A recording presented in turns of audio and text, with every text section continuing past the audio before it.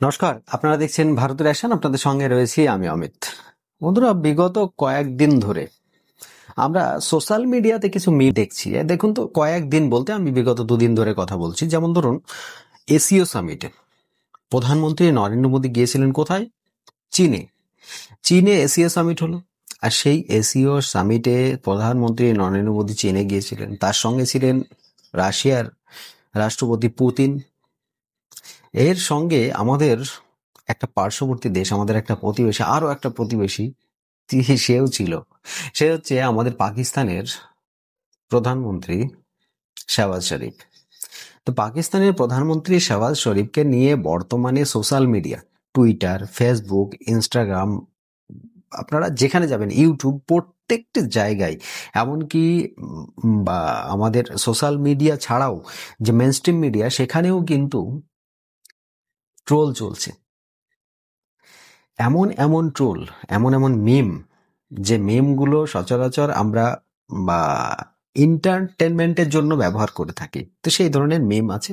কয়েকটা উদাহরণ আমি আপনাদের দেব, কয়েকটা ছবি আপনারা দেখতে পাবেন, কয়েকটা ভিডিও আমি আপনাদেরকে শোনাবো। দেখুন, এই জিনিসটা ঘটতো না, সম্পূর্ণ একটা উল্টো চালে পড়ে গিয়েছে পাকিস্তান। কেমন ভাবে? এতদিন পাকিস্তানের হাত ধরেছিল কে? চীন। চীন সম্পূর্ণভাবে পাকিস্তানের হাত ধরেছিল মানে এমন ভাবে যে পাকিস্তান যেখানে গিয়ে হোঁচট খেয়ে পড়ে, চীন সেখান থেকেই তুলে নিয়ে চলে আসে ইন্টারন্যাশনাল মিডিয়ার কাছে। এবং প্রত্যেকটা বড় বড় সামিটে যেখানে পাকিস্তান মাথা নত করে বসে থাকে, চীন সেইখানে গিয়েই তাকে মাথা উঁচু করে বাঁচার একটা সুযোগ করে দিত। কিন্তু এইবার এশীয় সামিটে গিয়ে চীনের ঘরে পাকিস্তান যাওয়ার পরেও চীন কিন্তু সেই রকম ভাবে কোনো রকম সম্মান করেনি বলেই তো মনে হচ্ছে আমাদের। এদিকে আবার এই জায়গাটা আরো একটু আগুন ধরিয়ে দিয়েছে, সেটা হচ্ছে কি, রাশিয়ার রাষ্ট্রপতি ভ্লাদিমির পুতিন। তো পুতিন আর নরেন্দ্র মোদী এমন এমন ভাবে কিছু মুহূর্ত শেয়ার করেছে, যে মুহূর্তগুলো অ্যাকচুয়ালি সোশ্যাল মিডিয়া বলুন আর মেন স্ট্রিম মিডিয়া বলুন, যেখানে আলোচনার ঝড় বয়ে দিয়েছে। আর এই আলোচনার ঝড় এমনভাবে পশ্চিমাদের হাতে পড়ে গিয়েছে যে তারা বুঝতে পেরেছে যে নরেন্দ্র মোদী কি বোঝাতে চাইছে। পাকিস্তানকে তো আমরা কিছু বোঝাতে চাইছি না, পাকিস্তানের যে বড় বাপ তাকেই আমরা বোঝাতে চাইছি। সেটা হচ্ছে কে? Donald Trump.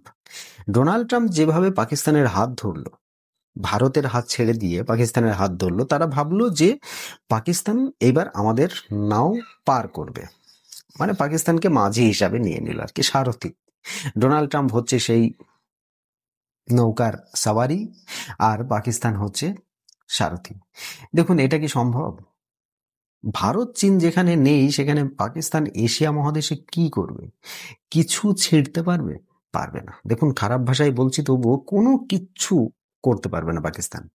আজকের ডেটে যে জায়গাটাই ডোনাল্ড ট্রাম্প দাঁড়িয়ে গিয়েছে, তাতে সাধারণ যে সমস্ত আমেরিকানবাসী যারা রয়েছে, তারা একটাই কথা বলছে যে ডোনাল্ড ট্রাম্প যে ভুলটা করে যাচ্ছে, এটা আগামী 50 বছরের সবচাইতে মারাত্মক ভুল হয়ে দাঁড়াবে। কারণ বিগত 25 বছর ধরে ভারতকে হাতের কাছে নেওয়ার জন্য, ভারতকে হাতের মুঠোর মধ্যে রাখার জন্য, এশিয়া মহাদেশে প্রভাব বিস্তার করার জন্য, দক্ষিণ এশিয়া নিজেদের যে আধিপত্য সেটাকে বজায় রাখার জন্য ভারতকে কোনো না কোনো চালে তারা হাতের মধ্যে রেখেছিল।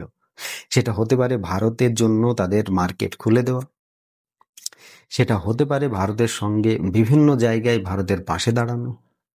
এইরকম বিভিন্ন কিছুতে তারা ভারতের কাছে থাকছিল। কারণটা কি? দক্ষিণ এশিয়া এবং এশিয়া মহাদেশে চীন এবং রাশিয়াকে কাউন্টার করার জন্য একটা বড় শক্তি দরকার, সেটা হচ্ছে ভারত। তাই ভারতকে 25 বছর ধরে তারা তাদের পকেটে আনার চেষ্টা করেছে, তারা তাদের দলে টানার চেষ্টা করেছে। কিন্তু সেই জিনিসটাই সম্পূর্ণভাবে জল ঢেলে দিয়েছে। আর জল এমনভাবেই ঢেলেছে ডোনাল্ড ট্রাম্প, যে এটা আগামী মোটামুটি 10 বছরের মধ্যে আর এই সম্পর্ক যে খুব ভালো হয়ে দাঁড়াবে, সেটা আমরা কোনো সময়ই ভাবতে পারি না। কারণ হতে পারে বিজনেস আবার স্টার্ট হয়ে যাবে, হতে পারে।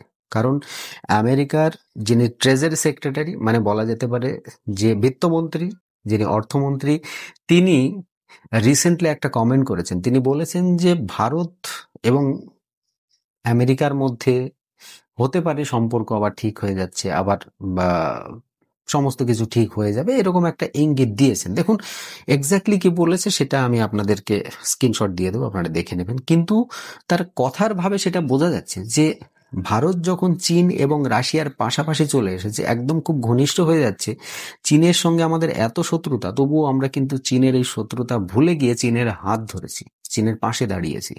তারপরে আমেরিকা বুঝতে পারলো যে না, আমরা কোথাও না কোথাও ভুল করে ফেলেছি। ডোনাল্ড ট্রাম্প যদিও এখনো তার ওই ট্যারিফ নিয়ে তিনি একটু রিগ্রেট করছেন না, তিনি বলছেন না কোনো সময় যে ভারতের উপরে এই ট্যারিফটা দেওয়া আমাদের ভুল হয়েছে, কি এই ট্যারিফটা আমরা সরিয়ে নিচ্ছি, এরকম কোনো কিন্তু রিগ্রেট করছেন না। কারণ তার সেই তার ইগোটা কিন্তু বিরাটভাবে সামনে চলে আসছে। আর এই ইগো আসার কারণেই আজকে ভারত এবং আমেরিকার মধ্যে সম্পর্কটা একদম তলানিতে গিয়ে দাঁড়িয়েছে। আমরা যদি ভারত স্বাধীনতার পরে 80-র দশকে আমরা পড়ে যাচ্ছি, 80 বছরের কাছাকাছি আমাদের হয়ে যাচ্ছে, তারপরেও এই রকম পরিস্থিতি আমেরিকার সঙ্গে একমাত্র 71 ছাড়া আর কোনোদিন হয়নি। 71-এ কেন হয়েছে আপনারা সেটা বুঝতে পেরেছেন। পাকিস্তানের সাথ দিয়েছে, এখানেও ঠিক সেই রকম। অপারেশন সিন্দুরের পরে আমেরিকান মিডিয়া থেকে শুরু করে আমেরিকান যে সমস্ত বড় বড় লিডার রয়েছে, ওয়ার্ল্ড লিডার, তারা থেকে শুরু করে ডোনাল্ড ট্রাম্প পর্যন্ত ভারতের সম্বন্ধে ভালো কথা বলেনি। তারা ওপেনলি অপারেশন সিন্দুর, পেহেলগাম অ্যাটাকের পরে, এত বড় একটা ঘটনার পরেও তারা ওপেনলি পাকিস্তানের সাপোর্ট করলো। কি বলছে, পাকিস্তান নাকি আতঙ্কবাদী বা সন্ত্রাসী দমনে বিরাট সহযোগিতা করেছে। ডোনাল্ড ট্রাম্প, আমেরিকার যে সমস্ত বড় বড় লিডার রয়েছে তারা, এবং আমেরিকার যে রাজনৈতিক পার্টি রয়েছে, তারাও ভুলে গিয়েছে যে এই পাকিস্তানের জন্য একটা সময় আমেরিকাতে হাজার হাজার মানুষকে প্রাণ দিতে হয়েছে, সেটা তারা ভুলে গিয়েছে। কিন্তু ভারত ভুলবে না সেসব কথা। ভারত প্রত্যেকটা কথা একদম স্বর্ণাক্ষরে লিখে রাখে, আর এটার জবাব যখন দরকার পড়ে তখন দেয়।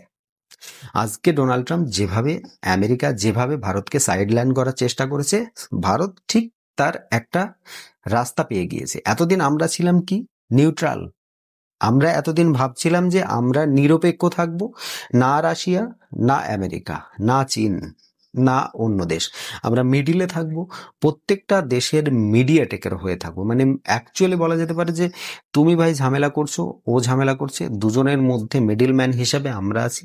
তোমাদের দুজনের ঝামেলা সামলানোর দায়িত্ব আমাদের থাকতে পারে, বা আমরা ওটা ম্যানেজ করে নিতে পারবো। কিন্তু ডোনাল্ড ট্রাম্প যেভাবে শত্রুতা করলো ভারতের সঙ্গে, অল ওভার দ্য ওয়ার্ল্ডে সবচাইতে বেশি ট্যারিফ লাগিয়েছে ভারতের ওপর।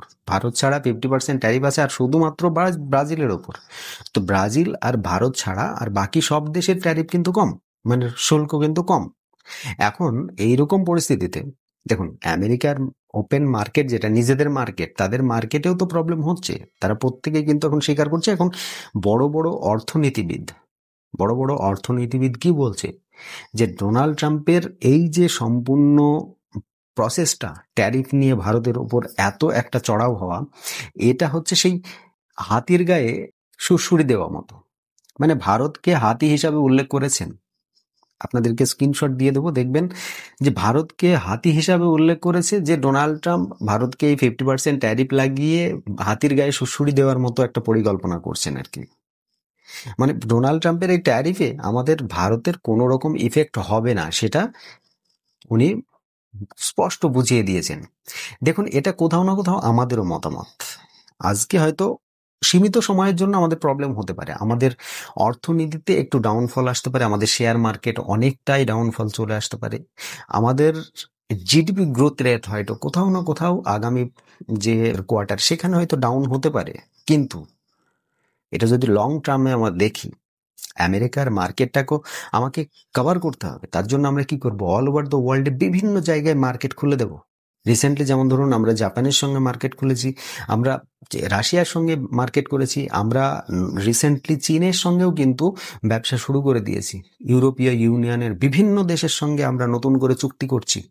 ল্যাটিন আমেরিকার বিভিন্ন দেশের সঙ্গে আমরা ফ্রি ট্রেড এগ্রিমেন্ট করার চেষ্টা করছি। তো এই রকম পরিস্থিতিতে মার্কেট আমরা অলমোস্ট কভার করে ফেলেছে, এখনো কিছু পার্সেন্ট কভার করতে হবে। তো আমেরিকা যদি ভাবে যে ভারত যেটা করছে সেটা ভুল করছে, ভারতের ওপর এই ট্যারিফ চাপিয়ে দিয়ে আমরা রাশিয়ার সঙ্গে সম্পর্ক খারাপ করতে পারবো, তাহলে সম্পূর্ণ ভুল ভেবেছে তিনি। বিশেষ করে ডোনাল্ড ট্রাম্প সম্পূর্ণ ভুল ভেবেছে। তার এই প্রেডিকশন কোনো সময়ের জন্য সফল হবে না, কারণ তিনি যদি একবার ভারতকে খারাপ নজরে দেখেন, তাহলে এই যে পরিস্থিতি এসিও সামিটে আপনারা দেখতে পেলেন যে গত 2 থেকে 3 মাসের মধ্যে ভারত, রাশিয়া এবং চীনের মধ্যে সম্পর্কটা কেমন শক্তিশালী হয়ে দাঁড়ালো একবার দেখুন। শুধুমাত্র আমেরিকার একটা ভুল স্টেপ, বাস এসিও সামিটে গিয়ে ভারত, চীন এবং রাশিয়া, ভারত এবং রাশিয়ার মধ্যে যে সম্পর্ক সেটা সবচাইতে বেশি চর্চায় এসেছে, কারণ ভারতের প্রধানমন্ত্রীর জন্য রাশিয়ার প্রেসিডেন্ট ভ্লাদিমির পুতিন তিনি কিন্তু প্রায় 10 মিনিট দাঁড়িয়েছিলেন যে প্রধানমন্ত্রীকে গ্রিট করবেন এবং ওনাকে তার গাড়ির মধ্যে করে নিয়ে কথোপকথন করবেন, কারণ সময় অনেক কম। যে ওয়ার্ল্ড লিডারদের প্রচুর কাজ থাকে, তারা বিভিন্ন দেশের সঙ্গে বিভিন্ন মিটিং করে, তার মধ্যে একটা বড় বন্ধু বা বড় মিত্রর সঙ্গে, বড় বন্ধুর সঙ্গে যদি বেশিক্ষণ কথা না বলতে পারে, তাহলে পারে সেটা যেন স্যাটিসফাইড হয় না, অনেক কথা তার বাকি থেকে থাকে। শুধুমাত্র পলিটিক্যাল দিক দিয়ে নয়, পার্সোনাল দিক দিয়েও অনেক কথা থাকে। তো রাশিয়ার প্রেসিডেন্ট ভ্লাদিমির পুতিন আমাদের নরেন্দ্র মোদীকে, প্রধানমন্ত্রীকে তার নিজের গাড়িতে বসিয়ে প্রায় 45 মিনিট গাড়িতে কথোপকথন করেছেন। আর সেখানে এত কি কথোপকথন হয়েছে সেগুলো নিয়ে তো এখন আলোচনা হয়নি। আমাদের প্রধানমন্ত্রী নরেন্দ্র মোদী কিছু কিছু আভাস দিয়েছেন, কিন্তু সমস্ত বিষয় তো আর বলবেন না খুলে। কিন্তু যেটা বোঝা গেল যে হ্যাঁ, আমেরিকাকে বাইপাস করার জন্য রাশিয়া, ভারত, চীন কি কি পরিকল্পনা করছে সেগুলো কিন্তু এই সামিটে গিয়ে পুরো বোঝা যাচ্ছে। আর সবচাইতে বড় কথা, দেখুন পাকিস্তানের প্রধানমন্ত্রী শাহবাজ শরীফ এক সাইডে দাঁড়িয়ে রয়েছে, ভারত, রাশিয়া, চীন এমনভাবে তারা নিজেদের দাপট দেখাচ্ছে যে ওই শাহবাজ শরীফ নিজের হাতটা যেন এরকম করে ধরে বসে রয়েছে যে ভাই, যদি আজকে আমার আব্বু থাকতো, আমেরিকা যদি থাকতো, তাহলে আজকে আমাকে এই দিনটা দেখতে হতো না, এইরকম আর কি কথা তার মনের মধ্যে আসছে। যাই হোক, এরকম নিয়ে প্রচুর মিম বেরিয়েছে, আপনাদেরকে কয়েকটা মিম দেখাচ্ছি, আপনারা দেখুন। मुझे बोला 50% टैरिफ लगा लूंगा, उसे बोलो 100% लगा दे, इससे ज्यादा क्या करेगा वो। कहीं हम तीनों को आपस में मिलाने का क्रेडिट ना ले ले डोनाल्ड टैरिफ। उस तरफ मत देखना, एक भी खाली कटोरा लेकर खड़ा है।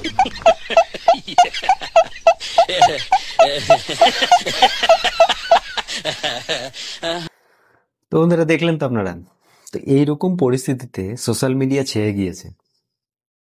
মিম এক্সপার্ট পাকিস্তান এখন বর্তমানে বলা যেতে পারে, আমাদের এন্টারটেইন দেওয়ার জন্য পাকিস্তান ওকে। আর তার সঙ্গে সাথ মিলিয়েছে ডোনাল্ড ট্রাম্প, যে ব্যক্তির সকাল এবং বিকালের মধ্যে কি কথা বলে সেটা তারা কোনো রকম ভাবে মনে রাখে না।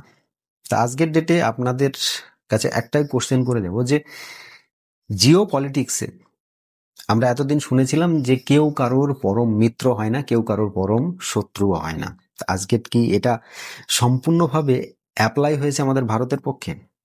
অবশ্যই সেটা আপনারা কমেন্ট বক্সে জানিয়ে যাবেন। আর আমার ভিডিও যদি ভালো লেগে থাকে অবশ্যই একটি লাইক করবেন, শেয়ার করে আরো বন্ধু মহলে সকলের কাছে পৌঁছিয়ে দেবেন। আজকের মতো এই প্রতিবেদন এখানেই সমাপ্ত করব। সকলে ভালো থাকবেন, সুস্থ থাকবেন, ধন্যবাদ।